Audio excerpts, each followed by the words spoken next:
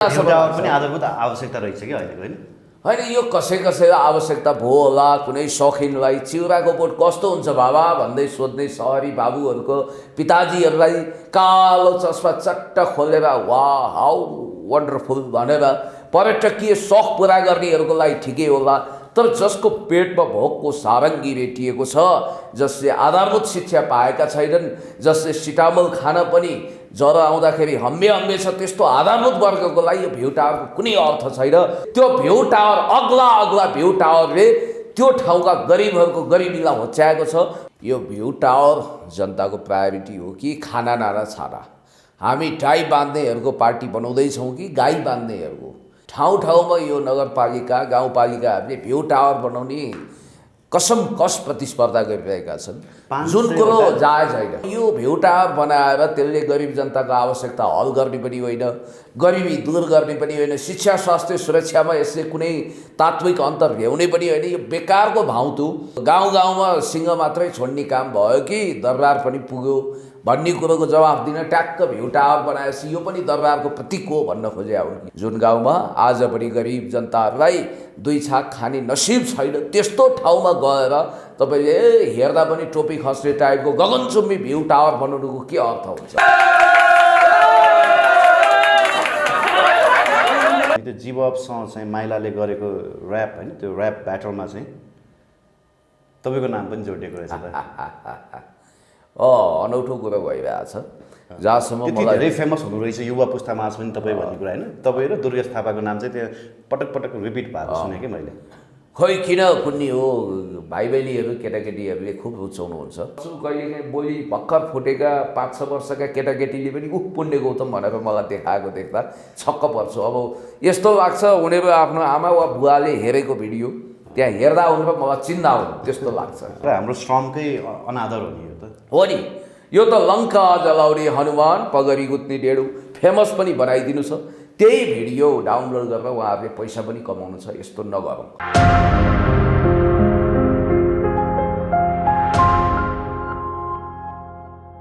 दर्शकवृन्द नमस्कार। PNPखबर.com को यो विशेष श्रृङ्खलामा हामीसँग नेकपा एकीकृत समाजवादीका युवा नेता बहुचर्चित पुण्य गौतमजी हाम्रो साथ हुनुहुन्छ। पुण्य सर, यहाँलाई हार्दिक स्वागत छ। धेरै धेरै धन्यवाद। नमस्ते। हिजो छाडी अस्तिको दिन यहाँको विशेष जन्मदिन थियो। यहाँलाई जन्मदिनको एकदमै धेरै शुभकामना। तपाईँको भिडियोहरू सामाजिक सञ्जालमा देखेको थिएँ। तपाईँको जन्मदिनको केक काट्दै गर्दा पनि म पुगेको थिएँ, तर कम्प्युटर बिग्रेको कारणले भिडियो अपलोड गर्न अलिकति ढिला भयो। सकेसम्म आज चाहिँ मिलाएर हालिदिने बाचा गर्छु म तपाईँलाई। धेरै धेरै धन्यवाद। Thank you.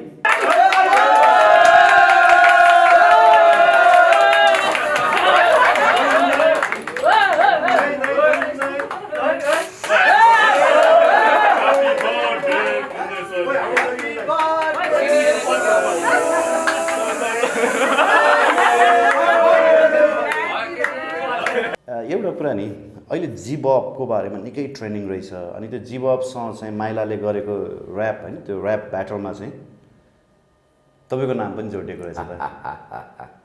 अनौठो कुरो भइरहेछ। जहाँसम्म मलाई धेरै फेमस हुनु रहेछ युवा पुस्तामा आज पनि तपाईँ भन्ने कुरा होइन। तपाईँ र दुर्गेश थापाको नाम चाहिँ त्यहाँ पटक रिपिट भएको सुने कि मैले। खोइ किन कुन्नी हो, भाइ बहिनीहरू केटाकेटीहरूले खुब रुचाउनुहुन्छ, यङ स्टारहरूले।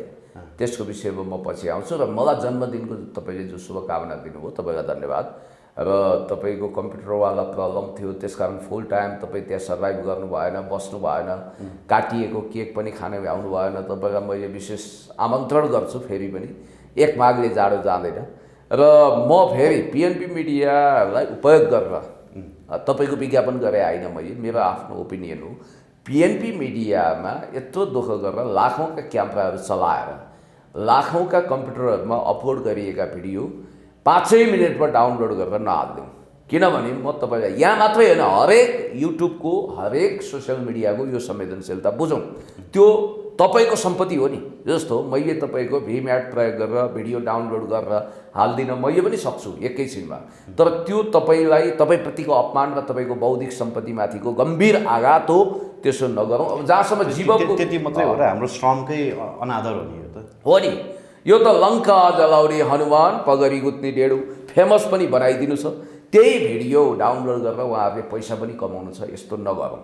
अब जहाँसम्म जीवको कुरो छ, त्यो माइलासँग ऱ्यापबाट लगाउने उत्रिया रहेछन्। मलाई पनि साथीहरूले भने तपाईँको नाम पनि छ, पुण्य गौतमको सालो भनेर माइलाले उनलाई लल्कारेको रहेछ। अब त्यो जीवब के साँच्चै के तपाईँको सालो हो त? मैले यो विषयमा सुदीप भण्डारी होइन उहाँको नाम? मैले सोधेको पनि थिएँ, होइन जीवम बाबु तपाईँ कहाँ हुनुहुन्छ, आउनुहोस् भेटौँ।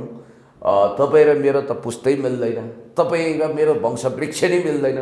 अब के हो, वंश छुट्याउनु पर्छ कि क्या, वंश अनुसारको अंश गर्नुपर्छ कि क्या भनेर ठट्टा गरेको भिडियो पनि मिलियन्स अफ भ्युज। तपाईँले कुरा गर्नुभयो जीवसँग? होइन, मैले भिडियो सन्देश जारी गरेको थिएँ, त्यो टिकटकमा मिलियन्स अफ भ्युजको सलामी खाइरहेको छ।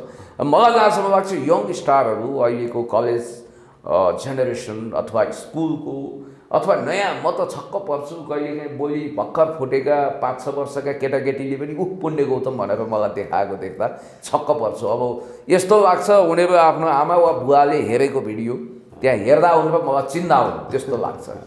हस्, तपाईँको यो होइन स्टारडमलाई मेन्टेन गरिराख्नु होला। समाजवादको यात्रा त भ्यू टावरबाट सुरु हुन्छ होला है? आज देश त भ्यू टावरमय भएको छ सामाजिक सञ्जाल। होइन, हेर्नुहोस्, अब म पहिलेदेखि यो भ्यू टावर जनताको प्रायोरिटी हो कि खाना नाना छाना, हामी टाई बाँध्नेहरूको पार्टी बनाउँदैछौँ कि गाई बाँध्नेहरूको भन्ने बहसमा पहिलेदेखि छु।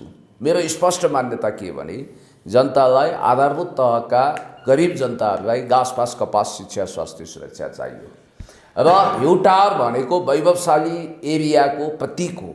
भ्यू टावर होला, कहीँ पर्यटकीय महत्त्वको हिसाबले भ्यू टावर बनाउँदाखेरि मनज्ञ आम्दानी होला, ट्याक्स असुल्ला, त्यो छुट्टै कुरा हो। तर अब यो आम्दानी भन्नु 6 करोडमा निर्माण सम्पन्न भएको भ्यू टावर त्यो हिजो रोड भएको 24 लाखमा चाहिँ वार्षिक ठेक्कामा लगाउने कुरो आयो। अब 24 लाख वार्षिक ठेक्कामा भनेपछि कति वर्ष लाग्ने भयो त्यो 6 करोड असुल्नको लागि?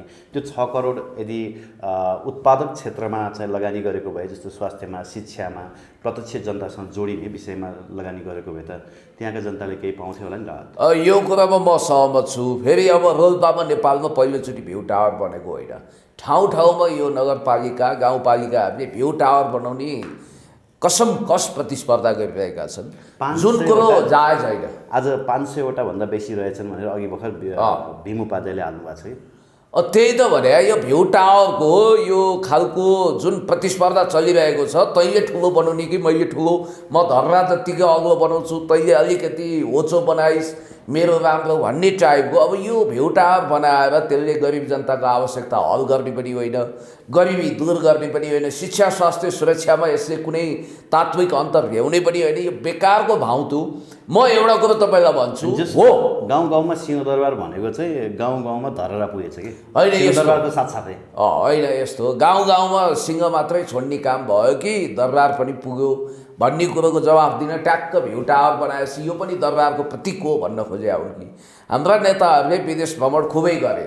कोही स्विट्जरल्यान्ड गए, कोही फ्रान्स गए, फ्रान्सको आइफेल टावर देखे, अनि त्यसपछि स्विट्जरल्यान्डका यस्ता टावरहरू देखे, अनि त्यसपछि चाइना घुमे। त्यो देश त विकसित समृद्ध छ, त्यहाँ जनताहरूको आधारभूत आवश्यकता पुरा गरेपछि विलासी चिजहरू जस्तो पार्क बगैँचा आदि इत्यादि। भ्यू टावर भनेको के हुन्छ भने 2 छाक टन्न खाएर राम्रो पढ्न सक्ने, एक हिसाबले भन्नुपर्दा सहर हुन रहर गरिरहेको गाउँमा यी चिजहरू ठिकै हुन्छ। तर जुन गाउँमा झोपडपट्टी छ, जुन गाउँमा आज पनि गरिब जनताहरूलाई 2 छाक खाने नसिब छैन, त्यस्तो ठाउँमा गएर तपाईँले हेर्दा पनि टोपी खस्ने टाइपको गगनचुम्बी भ्यू टावर बनाउनुको के अर्थ हुन्छ र? हाम्रो संविधानमा ठुलो त्रुटि रहेछ क्या। हाम्रो समाजवाद उन्मुख जुन संविधान छ नि, त्यसमा निःशुल्क शिक्षा र स्वास्थ्य भनेर लेखिएको छ होइन? त्योभन्दा चाहिँ हामी गाउँ गाउँमा भ्यू टावर पुर्याउँछौँ भनेर लेख्नु पर्थ्यो कि होइन? संविधान ठिक छ, संविधानमा होला समयअनुसार एमेन्डमेन्ट हुनुपर्छ, परिवार शिक्षा र स्वास्थ्यको कार्यान्वयनतर्फ चाहिँ यसरी पालिकाहरूले होइन स्थानीय तहले ध्यान दिनु पर्थ्यो कि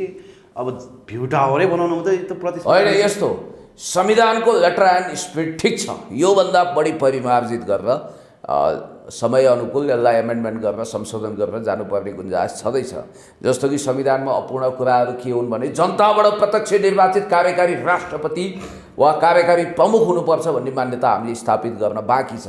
यो निर्वाचन प्रणालीका विषयमा पनि सुधार गर्नुपर्ने थुप्रै कुराहरू छ। यो महँगो खर्चिलो सेतो हात्ती पाले सरहको यो 3 तहको निर्वाचन एकदमै भद्दा भयो। यसलाई पनि सुधार गर्नु पर्ला। संविधान एमेन्डमेन्टका अरू गुन्जाइस होलान् जस्तो, तर जहाँसम्म यो समाजवादको लक्ष्य पछ्याउने कुरो छ, समाजवाद आफैमा राम्रो कुरा हो। समाजवाद भनेको व्यक्तिवादभन्दा माथि उठेको पुँजीवादभन्दा फरक चिज हो। यसले समाजमा आधारभूत आवश्यकता गरिबहरूको, दुखीहरूको, रोगीहरूको यो सबै सम्बोधन गरिसकेपछि मात्रै वैभवशाली चिजहरूमा ध्यान दिन्छ। र मलाई जहाँसम्म पनि आधारभूत आवश्यकता रहेछ कि अहिलेको, होइन? होइन, यो कसैलाई आवश्यकता भयो होला। कुनै सौखिनलाई चिउराको बोट कस्तो हुन्छ बाबा भन्दै सोध्ने सहरी बाबुहरूको पिताजीहरूलाई कालो चस्मा चट्ट खोलेर वाह हाउ वन्डरफुल भनेर पर्यटकीय सौख पुरा गर्नेहरूको लागि ठिकै होला। तर जसको पेटमा भोकको सारङ्गी रेटिएको छ, जसले आधारभूत शिक्षा पाएका छैनन्, जसले सिटामोल खान पनि ज्वरो आउँदाखेरि हम्बे हम्बे छ, त्यस्तो आधारभूत वर्गको लागि यो भ्यू टावरको कुनै अर्थ छैन। तपाईँलाई एउटा कुरो भनौँ, एउटा शायरले लेखेका थिए, तपाईँलाई थाहा छ अब शाहजादीको सम्झनामा जब कुनै महाराजले यो ताजमहल बनाए, त्यो ताजमहलले गरिबहरूको प्रेमको खिल्ली उडायो अरे के, किनभने गरिबहरूले त कुनै ताजमहल खडा गर्न सक्दैनन्। मुमताजको सम्झनामा शाहजादाले बनाए, तर गरिबहरूको प्रेम भनेको त झुपडपट्टिबाट सुरु भएर त्यही अन्त्य हुन्छ। त्यस कारणले गर्दा भने जस्तै त्यो भ्यू टावर, अग्ला अग्ला भ्यू टावरले त्यो ठाउँका गरिबहरूको गरिबीलाई होच्याएको छ। म भन्छु, तपाईँ यदि साँच्चै दूरदर्शी हुनुहुन्छ भने काठमाडौँमा आजको मितिमा 100वटा वा 200वटा सार्वजनिक शौचालय बनाइदिनुहोस्। प्योर ड्रिङ्किङ वाटर उपलब्ध गराउनुहोस्। तपाईँ अहिले जुनसुकै ठाउँमा जानुहोस्, चिया खान बस्नुहोस्, पानी भन्नुहोस्, मिनरल वाटरको बोतल आउँछ तपाईँको अगाडि। तपाईँले 20 रुपियाँको चिया अहिले 25 भएको छ सामान्य होटलमा पनि। अब अर्को 25 रुपियाँको पानी त्यहाँ आउँछ, तपाईँसँग बिल हुँदैन। पानी नखाउँ, खाउँ भने दिनभरिको सिकार, नखाउँ भने कान्छा बाबुको अनुहार भने जस्तो खल्ती टकटकाएर हिँड्नुपर्ने अवस्था छ। त्यस कारणले गर्दाखेरि जलस्रोतको धनी देशमा हामी काकाकुल भएर तिर्खाएर बाँचिरहेका छौँ। हाम्रो विकासको योजना भद्दा छ। हाम्रो प्लानिङ कमिसनले राम्रोसँग प्लानहरू गरिरहेको छैन। यसैको परिणामस्वरूप हामी हेर्छौँ, यो टकिङ टोकियो लुकिङ लन्डन भन्छ क्या, बेलायती कुकुरको नेपाली भुकाइ पनि भन्थे पहिला पहिला। हामीले विदेशीहरूको खुब सिको गऱ्यौँ। जस्तो यहाँ केटाहरू म हेर्छु ग्रन्ज प्यान्ट, च्यातिएका प्यान्ट लगाउँछन्, अनि कपाल पनि रङ्ग्याएर थरीथरीसँग हिँड्छन्। तर तिनै अब विदेशीहरू, गोरो छालाका खैरेहरूले कति इनोभेटिभ कामहरू गरे, कति साइन्टिफिक डिस्कभर गरे। उनीहरू हिँड्दा पनि कति क्रिएटिभ छन्, कति सृजना गरिरहेका छन्, त्यो हामी हेर्दैनौँ। त्यसकारण हामी अक्कल बिनाको नक्कल गरेर चुत्थो फोटोकपी उतार्ने हुँदाखेरि हाम्रो एसियाली मापदण्डको विकास भन्छौँ, कहिले विकासको मूल फुटाउने भन्छौँ। यो सब कुरा इत सब भन्ने कुरा न हो। म सीमित भएर तपाईँले भने जस्तो संविधानको मर्म र भावना अनुसार समाजवादतिर अगाडि बढ्ने हो भने यी सब वाहियात रफू चक्करहरू छोडौँ। हो, त्यहाँका जनताले आवश्यकता बोध गरे भने, जस्तो काठमाडौँको ठाउँ ठाउँमा पार्क बनेको छ। यहाँ चाहिँ के छ भने मिडल क्लास पार्क बनेछ होइन, बनाएको छ त बनेछ र ठिकै छ, बन्यो नि त। लोकतन्त्रपछि युएन पार्कहरू, अरू अरू पार्कहरू बने। तपाईँलाई एउटा कुरो भन्छु, ती पार्कहरू समयअनुसार अब यसो टहल्नको लागि, मर्निङ वाक गर्नको लागि, काठमाडौँमा अनावश्यक प्रोटिनको थुप्रो हुनाले मान्छेहरूको बोसो बढेको छ, त्यसलाई पगाल्नको निम्ति ट्रेडमिल जान नसक्नेहरू यसो दौड्यौँ, बिहानको ताजा हावा खाउन् भन्नको निम्ति पार्कहरू ठिकै होलान्। अब केशव स्थापितलाई त अर्को चिन्ता छ, लभ पार्कै भएन भनेर। लभ पार्क अब उहाँले आफ्नो छोरोको निम्ति चिन्ता गरे हो कि बुढेसकालमा आफ्नै निम्ति चिन्ता गरे, त्यो मलाई थाहा भएन। किनभने उहाँ हाफ प्यान्ट साफ प्यान्ट लगाएर केटाहरू जस्तो भएर डाङडुङ हिँड्न पनि तयार। र यति कुरोको हो कि हामी वास्तवमा अरू हात्ती चढे भन्दैमा हामी धुरी चढ्न सक्दैनौँ। हाम्रो लिमिटेसन छ र त्यो लिमिटेसनलाई सोच्नुपर्छ। तपाईँले अघि ड्रिङ्किङ वाटरको कुरा गर्नुभयो। ड्रिङ्किङ वाटर त छ नि काठमाडौँमा, यहीँ हाम्रो नजिकै धोबी खोला छ, त्यहाँ तपाईँको बागमती खोला छ, तर त्यहाँ फेरि पानी चाहिँ नबगेर ढल मात्रै बगिरहेको हो। अनि ढल खान मिल्छ त? हामीलाई चाहिएको शुद्ध प्योर ड्रिङ्किङ वाटर हो। मेलम्ची ल्याउने हाम्रो सपना लगभग पुरा भएको थियो, तर प्रकृति पनि हामी दिल्लीमा यमुना नदी जसरी प्रदूषित हुँदै गयो नि, अहिले दिल्ली आई थिङ्क होइन मोस्ट पल्युटेड सिटिजमध्ये एउटा परेको छ। हाम्रो बागमती, हाम्रो धोबी खोला, हाम्रो विष्णुमती लगभग त्यही हिसाबमा पुग्यो है। अब पहिला भन्न त के भन्छन् भने यो त देवस्थल, धार्मिक स्थल, ऋषिमुनिहरूको तपोभूमि होइन, जन्मभूमि भन्छन्। अनि त्यही गङ्गा सर पवित्र बागमतीमा चाहिँ ढल मजाले मिसाउँछन्। कहिलेकाहीँ चाहिँ विडम्बना लाग्छ। मैले उहिलेको एउटा फुटेज हेरेको थिएँ, ब्ल्याक एन्ड व्हाइट, त्यसलाई कुन प्रविधि मिक्सिङ गरेर रङ्गीन बनाएको रहेछ, त्यो मिल्दो रहेछ है। त्यहाँ एकजना मान्छे नेवारी वेशभूषा ड्रेसमा सजिएर चट्ट बाँसुरी बजाउँछ अनि एउटा गीत गुन्जिन्छ, राजामती कुमती जे केवल पिरती हाय बाबा राजामतीको। हो, यो गीत गाउँदाखेरि त्यहाँ एउटा खोलाको पृष्ठभूमि बनाइएको रहेछ। वाह रे वाह, कस्तो निर्मल पानी भएको। अब त यो कुरा सपना भयो। बागमती शुद्धिकरणको लागि सरकारले अथवा गैर सरकारी तहबाट एनजिओ आइएनजिओहरूले पनि अरबौँ खरबौँ रुपियाँ त खनाइसके, तर एडिबीले त सहयोगै गरेर त्यत्रो अलिकति बनाउन ट्राई गरेको थियो, आखिर कम्प्लिट भयो। अब यहाँ फेसन छ, बागमती सरसफाइ अभियान भन्यो, यसो सेलिब्रेटीहरू ठुलाबडा गयो, सेल्फी खिच्यो, टिकटक बनायो, अनि त्यसपछि पृष्ठभूमिमा यसो फोहोर भएको बागमती रूपी ढलमती देखाइदियो। तर एउटा कुरा चाहिँ के भने, यदि निष्ठा र प्रतिबद्धता हो भने नदीहरूको सभ्यतामा हामी रम्नुपर्छ। जस्तो टेम्स नदी कति सफा छ ब्रिटेनमा, तपाईँले देख्नु भएको छ।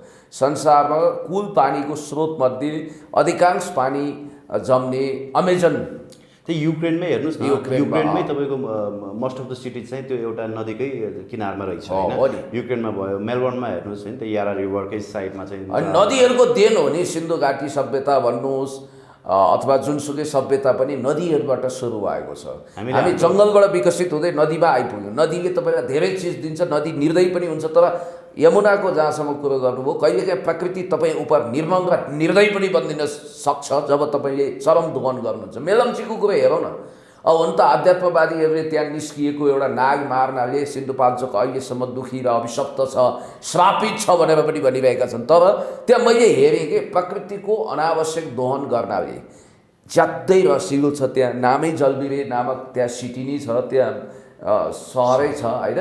अब त्यहाँ जहिले पनि पानी रसाइरहने भुरभुराउँदो बाटो छ। अब त्यही दोहन गरिदिइसकेपछि के हुन्छ भनेपछि भने त्यो बाटो कहिलेकाहीँ हिँड्ने रोसीको त्यो रोसी आसपास होइन। अनि त्यहाँनिर एउटा टर्निङ छ कि, त्यो टर्निङमा एउटा ठुलो पहाड थियो।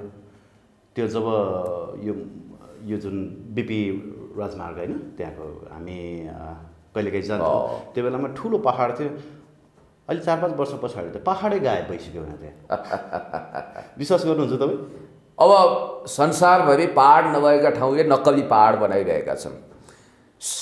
अब साइन्टिफिक डिस्कभरले यति चमत्कार गरिसकेको कि चीनले नक्कली सूर्य र नक्कली चन्द्रमा बनाउँछु भनिरहेछ। अब मरुभूमिमा हरियाली विस्तार गरिसक्यो दुबई, कतार, अरब क्षेत्रले। अनि स्विजरल्यान्ड पनि बेहुली चाहिँ सिँगारिएको हो, तर नेचुरल ब्युटी नेपालमा पहाडहरू गायब, नदीहरू खत्तम। अब अहिले ढुङ्गा रोडा जम्मै झिकेर तपाईँका तराईका नदीहरू सूर्यको सम्पदा दोहन गरेर हेरि नसक्नुको कुरूप भएको छ त्यहाँको सभ्यता पनि। एनिवे, तर यो स्थानीय निकाय चाहिँ विकासभन्दा विनाशतर्फ अग्रसर बढी भयो होइन। स्थानीय तह हाम्रै पालिकामा होइन, त्यहाँका नागरिकहरूले चाहिँ यो खोला मिचेर प्लटिङ गर्न नदिउन भनेर रोइ कराइ गरे। त्यहाँ प्रति जग्गा चाहिँ मार्न नदिउन, प्रति जग्गा चाहिँ त्यो ढिस्को भत्काउन नदिउँ, त्यसलाई एज इट इज पर्यावरणीय हिसाबले पनि त्यसलाई एज इट इज राखौँ भनेर धेरै ठाउँमा पनि डेलिगेसन गयो। तर कतैबाट स्थानीय निकायको सेटिङ मिलेपछि कसैले केही गर्न सक्दो रहेछ कि। यस्तो तपाईँ पिएनपी मिडियाको एउटा पत्रकार मात्रै होइन, देश विदेश डुलेर आउनु भएको छ, धेरै अनुभव लिनुभएको छ। तपाईँ भोलि जनताले चाह्यो भने त्यहाँबाट जननिर्वाचित हुन पनि सक्ने हैसियत राख्नुहुन्छ। तपाईँ भक्तपुरवासी पनि हो, तपाईँ पिएनपी मिडियाको पत्रकार मात्रै होइन, तपाईँको सिङ्गल परिचय यो होइन भने तपाईँले देखिरहनु भएको छ। म के भन्छु भने स्थानीय निकायमा राम्रो काम पनि भएको छ, तर हामीले जैविक विविधताको ख्याल नगरिकन डाँडा पाखामा जहाँ देख्यो त्यहाँ बाटो बनाइहाल्ने, डोजरले भत्काइहाल्ने, चरम प्रकृतिको दोहन हुनाले कतिपय कुराहरू हामीले लस्ट गरिरहेका छौँ र यसको मूल मिटर ब्याजमा हामीले तिर्नुपर्छ। 72 को भूकम्पको पछाडि पनि धेरै साइन्टिफिक रिजनहरू छन्। एनिवे, यो विषयमा हामी पछि बहस गरौँला। होइन, म अझै एउटा कुरा त जोड्छु सर। अघि सामाजिक सञ्जालमा के देखेँ भने युक्रेनमा जसरी अहिले युद्ध चर्किएको छ नि, नेपालमा पनि सम्भावित युद्धलाई ध्यानमा राखेर चाहिँ सुरक्षा रणनीति अपनाइएको हो। उस्तै पर्यो भने यी भ्यू टावरहरूमाथि चढेर चाहिँ रकेट लन्चरदेखि लिएर स्नाइपर हान्नको लागि काम लाग्छ भन्छन् कि।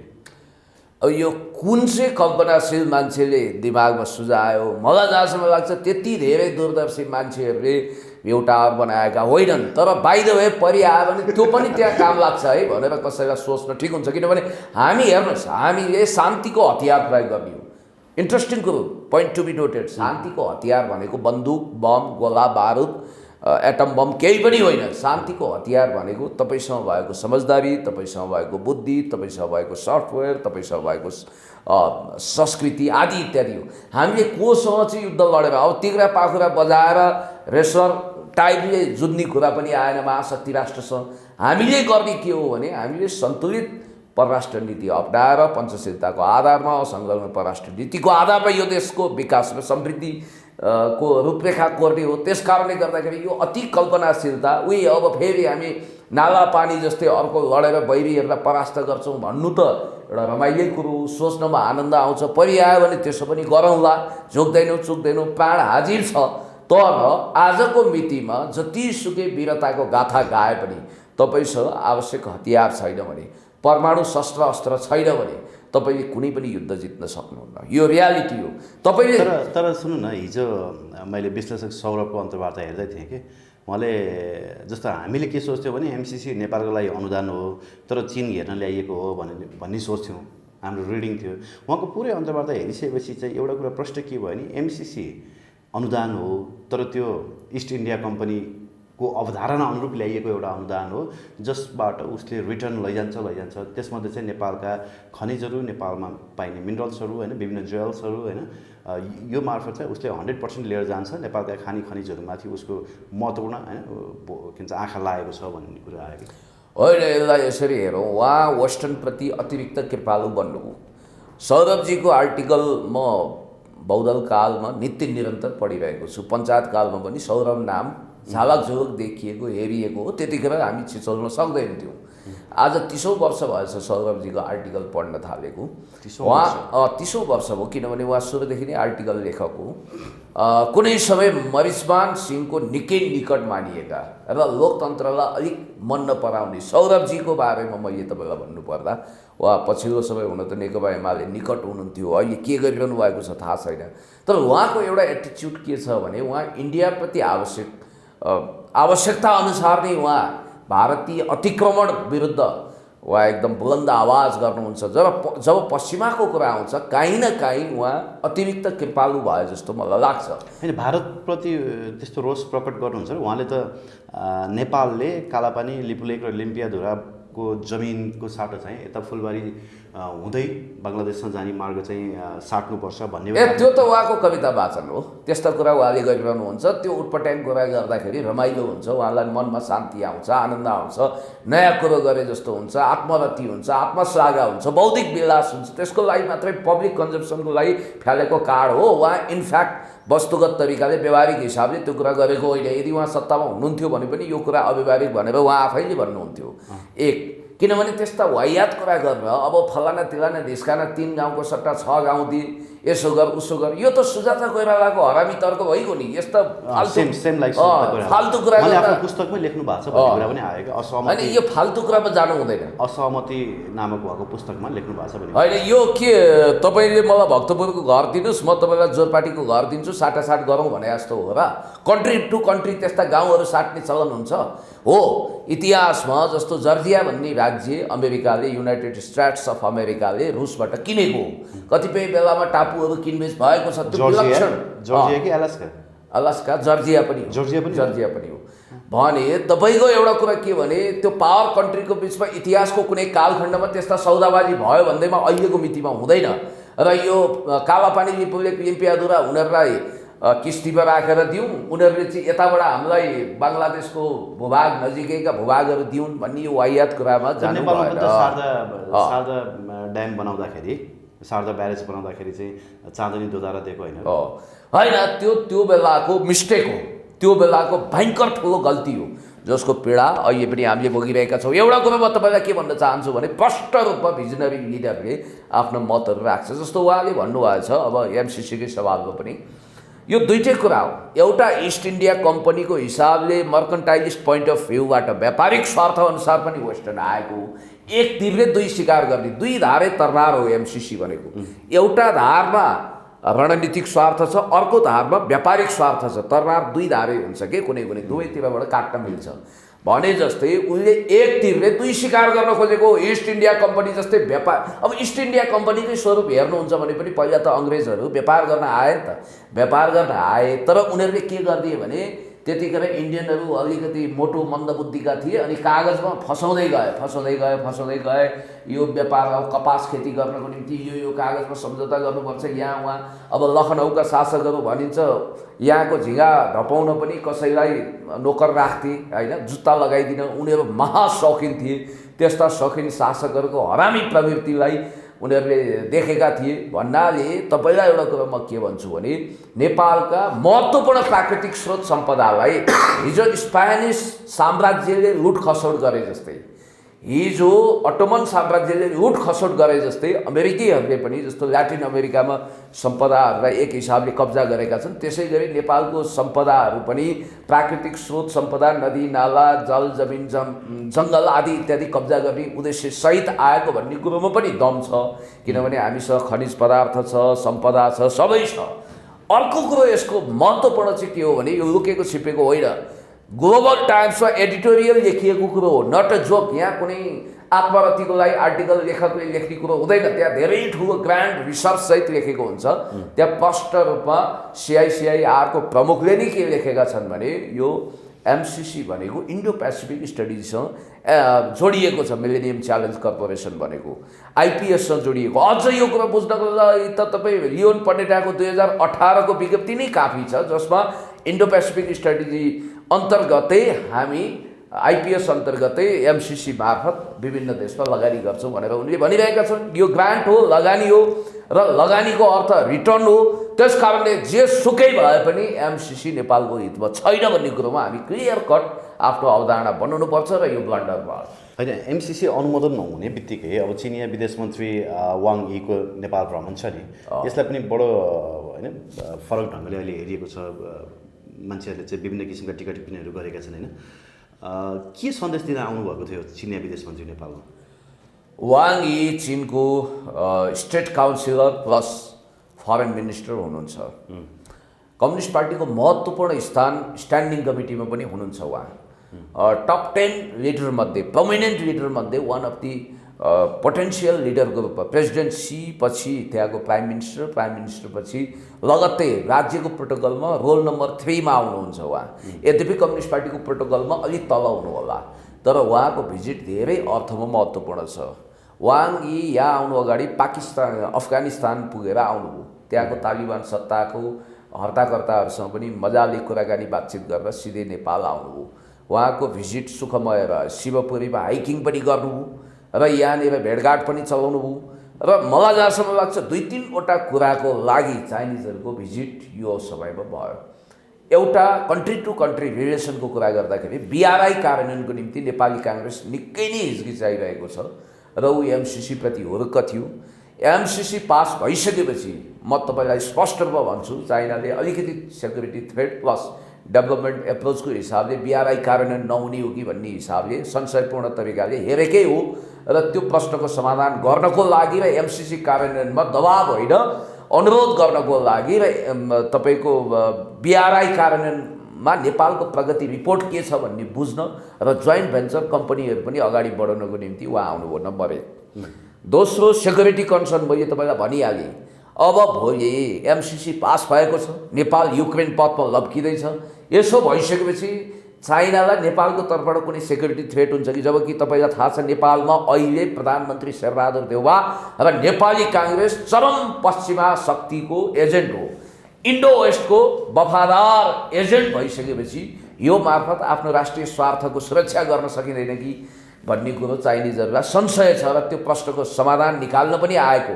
अर्को कुरो, देउवा सरकारले जसरी प्रधानमन्त्री देउवाले प्रोटोकलको हिसाबले पनि भारी मिस्टेक गरिदिनु हो। चाइनिज विदेश मन्त्री जब वाङ यी नेपालमा आउनुभएको छ, एयरपोर्टमा रिसिभ गर्नको लागि सचिव स्तरीय कर्मचारी पठाउने हो परराष्ट्र मन्त्री जानु पर्दैन, प्रोटोकल मिलाउनु पर्दैन। एक हिसाबले भन्नुपर्दा हुन त डिप्लोमेटिक कट्सीमा ती कुराहरू चल्ला, तर भारतको विदेश मन्त्री आउँदा चाहिँ लत्रिएर घुँडा टेकेर चमर हम्किएर प्रधानमन्त्री नै जाउँला जस्तो गर्ने। तर उहाँले चाहिँ कल्ला खटाउनु भयो भन्ने कुरोले पनि महत्त्व राख्छ। अर्को कुरो के छ भने जस्तो उहाँको महत्त्वपूर्ण भेटघाटहरू भए पोलिटिकल पार्टीको नेताहरूसँग। चाइना नेपाल काङ्ग्रेसका केही नेताहरूले भनिरहेका छन् यो भिजिट चाहिँ China Nepal country to country भन्दा ज्यादा नेपालका कम्युनिस्ट पार्टी र चाइनिज कम्युनिस्ट पार्टीको बिचको सुमधुर सम्बन्ध बनाउने, हार्मोनी बिल्डअप गर्ने र आसन्न चुनावलाई ध्यानमा राखेर नयाँ समीकरण निर्माणको निम्ति पार्टी टु पार्टी हार्मोनीको लागि गरिएको भिजिट हो भनेर पनि कतिपय डेढाकल्लीहरूले भनेको हामीले सुन्यौँ। तर अब प्रोटोकलको हिसाबले प्राइम मिनिस्टर भनौँ, फरेन मिनिस्टर भनौँ, प्रेसिडेन्ट भनौँ अथवा पार्टीका दुई ठुला पार्टीका अध्यक्षहरूलाई भेट्नु स्वाभाविक हो र त्यसले नेपालको शान्ति स्थिरता र विकासमा एउटा नयाँ तरिकाको कोसेरङ्गा थप्छ। माइलस्टोन नै हो यो। जस्तो चिनिया विदेश मन्त्री वाङ यीले ओलीसँग र प्रचण्डसँग छुट्टा छुट्टै भेटघाट गर्नुभयो होइन। अब र्युमरहरू त के भने सँगै राखेर पनि भेटघाट भयो र पहिलाकै नेकपा अथवा फेरि पनि वाम गठबन्धन गर्नको लागि चाहिँ उहाँले होइन आग्रह गर्नुभयो भन्ने कुरा पनि आयो। अर्को एउटा इन्ट्रेस्टिङ कुरा चाहिँ तपाईँहरूको एकीकृत समाजवादीका अध्यक्ष माधव कुमार नेपाललाई चाहिँ उहाँले भेटघाटै गर्नु भएन अथवा भेटै दिनु भएन, उहाँले कति रिक्वेस्ट पनि गर्नुभयो अरे भन्ने सुनियो। किन माधव नेपाललाई त्यति धेरै अवहेलना गरियो होइन? अर्को कुरा चाहिँ यो वाम गठबन्धनको लागि उहाँले के पहल गर्नु भएको हो अथवा उहाँको त्यो सदास्यता छ? अब यसमा एउटा कुरा के छ भने आजको पुस्ताले धेरै ढाँट कुरा गर्नु हुँदैन। हिजो दिल्ली जान्थे, अब दिल्ली गइसकेपछि नेताहरूको अभिव्यक्ति के आउँथ्यो भने उपचार गर्न भन्थे। यहाँ ठम हिँडेका छन्, मजाले नाचेका छन्। अब तत्काल उनीहरूलाई के हुन्छ कुनै कुन चमत्कारिक रोग लाग्छ, उनीहरू दिल्ली उपचार गर्न जान्छन्। उनीहरूको राजनीतिक रोगको उपचार गर्नको निम्ति, मेजर सर्जरी गर्नको निम्ति त्यहाँ जाँदा रहेछन्। आज हामीले कमसेकम तपाईँको यो टेलिभिजन इन्टरभ्यू रेकर्डेड हुँदैछ, अर्को पुस्ताले हेर्दा नहाँसुन्। म एउटा कुरा तपाईँलाई प्रश्न गर्न चाहन्छु। वाङ यीको प्रायोरिटीमा चाइनिज महामहिम विदेश मन्त्री जो प्रेसिडेन्ट सीको खास पात्र बनेर आउनुभएको छ, म यो कुरा स्वीकार गर्छु कन्ट्री टु कन्ट्री रिलेसन र बिआरआई कार्यान्वयन पहिलो प्रायोरिटी हो। फर्स्ट अफ अल त्यो सबभन्दा महत्त्वपूर्ण हो। त्यसपछिको प्रायोरिटी भनेको कम्युनिस्ट पार्टीको बिचमा पुनः एकीकरण होस्। पार्टी टु पार्टी रिलेसनको, फेडरल रिलेसनको केही अर्थ त होला नि त। नेपालको कम्युनिस्टहरू बलियो भयो भने पश्चिमाहरूको प्रभाव घट्ला, शेरबहादुरजी नेपाली काङ्ग्रेस बलियो हुँदाखेरि अथवा दरबारिया तत्त्वहरू बलियो हुँदाखेरि अलिकति घाटा लाग्दो हो। त्यो सबै कुरो विचार गरेर वाङ यीको भिजिटमा पक्कै पनि यदि अब उहाँ पार्टीको लिडर पनि हो, चिनिया कम्युनिस्ट पार्टीको स्ट्यान्डिङ कमिटी मेम्बर पनि हो, not only foreign minister, he is the permanent leader of CPC, you know very well. त्यसकारण उहाँले त्यो हैसियतले, तपाईँलाई थाहा छ 2 वर्ष अगाडि नै हाम्रो कत्रो रिलेसन मेन्टेन भएको छ, फेडरल रिलेसन नेकपा हुँदैदेखि। फेरि नेकपा वा पुनः कम्युनिस्ट पार्टीहरू एकताबद्ध हुन् भन्ने वेल विशेष राख्न अथवा ल है चुनावमा मिलेर जानु राम्रो होला भन्ने सुझावसम्म दिन राजदूत महोदयले पनि आफ्नो च्यानलबाट दिनुभएको होला। नेकपा एमालेका होइन विष्णु पौडेल लगायतका नेताहरू चीन जानु, देव गुरुङहरू चीन जानु होइन, चीन भ्रमण जानु, जस्तो माओवादीतर्फ र एमालेतर्फ त्यसरी पटक पटक चीन भ्रमण जानुले पनि यो एउटा सन्देश स्पष्ट के हुनसक्छ भने नेपालमा फेरि पनि माओवादी र एमाले बिच एकता होस् अथवा वाम एकता होस् भन्ने चाहिँ चीनको चाहना छ भन्ने कुरा बुझ्न गाह्रो हुन्छ। माओवादी, एमाले, समाजवादी लगायत सम्भवतः सबै अब मेन स्ट्रिम समाजवादीलाई त भनेन होइन। सुन्नु न, यो संविधानप्रति प्रतिबद्ध, संविधानका लेटर एन्ड स्पिरिट प्रति प्रतिबद्ध, फेरि संविधानको चिसा अक्षरहरूमा प्रतिबिम्बित हुने व्यवहार र भावनाहरू नै प्रमुख कुरा हुन्छन् कार्यान्वयनको तहमा जाँदाखेरि। सबभन्दा महत्त्वपूर्ण कुरा के भने भलै हाम्रो पार्टीका श्रद्धेय अध्यक्ष कुमार माधव कुमार नेपालसँग फिजिकली त्यसरी भेट भएन होला, आजको समयमा टेलिफोनबाट कुरा गर्न सकिन्छ, भिडियो कल गर्न सकिन्छ, जुम मिटिङ गर्न सकिन्छ, अनेक विकल्पहरू छन्। त्यो विकल्पबारे हामीले सोचेनौँ। जानकारहरू के भन्छन् भने यति बेला माधव नेपाललाई भेट्यो भने ओली छिडिन सक्छन् अनि फेरि त्यो उनीहरूको सोच अनुसारको वाम गठबन्धन नबन्न सक्ला होइन, त्यसकारण पनि बरु माधव नेपाललाई नभेटेको भन्ने भन्छन्। अजासु टाइपका अति जान्ने बुझ्ने पण्डितहरूलाई प्रेडिक्सन गर्न दिउँ, उनीहरूको पण्डित त्यहीँ जारी रहला। तर मैले बुझेको कुरा के हो भने अहिले नभेट्दैमा आकाशै खसेको छैन, धरती नै फाटेको छैन। तर केही न केही कुरामा हामीले गरेको होमवर्क अपूर्ण भयो कि, अथवा हामीसँग भेट्ने सेड्युल पहिले हामीले तय गरेनौँ कि, अथवा चाइनिज प्रायोरिटीमा हामी परेनौँ भनेर म भन्दिनँ, किनभने त्यो प्रायोरिटी सेटिङ गर्दा त्यस ढङ्गले गरिएको होला। भेटघाटको सेड्युल मिलाउँदाखेरि राज्य पक्षबाट पनि कमजोरी भयो होला। अब तपाईँलाई एउटा कुरा म के भन्छु भने अबको चुनावमा, स्थानीय चुनावमा नेपाली काङ्ग्रेसले धेरै चोरीफोरी गर्यो भने कमरेड प्रचण्डले पनि भनिसक्नु भएको छ, बालकोट धेरै टाढा छैन है, टेलिफोन पनि भइरहेछ भन्ने म्यासेज दिइसक्नु भएको छ। मान्छेहरूको अनुमान त के छ भने यो स्थानीय चुनाव त एनकेन प्रकारेण काङ्ग्रेसलाई बेवकुफ बनाएर माओवादी केन्द्रले लटपट पार्ने, छोरी रेणुलाई जिताउने लगायतका केही कामहरू गरिहाल्छ, भ्याइहाल्छ। अनि पुनः फेरि पार्टी एकताकै तहमा पुग्ने गरी वा त्यो तहमा तत्काल पुग्न नसके पनि चुनावी मोर्चा नेकपा एमालेसँग बनाएर प्रदेश र संसदीय चुनावमा हाम फाल्ने माओवादीको योजना छ।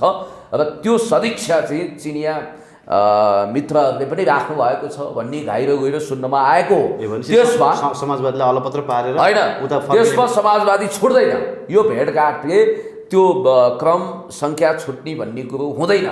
किनभने अब एउटा कुरा त के पनि होला भने नयाँ लेजिटिमेसीलाई पनि वेट गरेको होला, सायद त्यो पनि होला। म यति कुरो भन्छु, आज हाम्रो श्रद्धेय अध्यक्ष कमरेड माधव कुमार नेपाल टर्की भिजिटमा जानु यो अचानकको भ्रमण चाहिँ किन सर?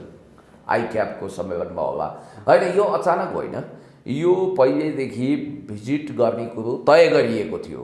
यो हल्ला नगरिएको, चाइनिजहरू धेरै हल्ला गर्न पनि रुचाउँदैनन्। यो भिजिट चाहिँ मलाई लाग्छ 3-4 महिना अगाडि नै यो सेड्युलमा पारिएको भिजिट हो। र यो भिजिट धेरै अर्थमा महत्त्वपूर्ण छ। र म यो स्वीकार गर्छु कि भू राजनीतिक कारणले पनि, भू रणनीतिक कारणले पनि यो भिजिट एसेन्सियल थियो, जरुरी थियो।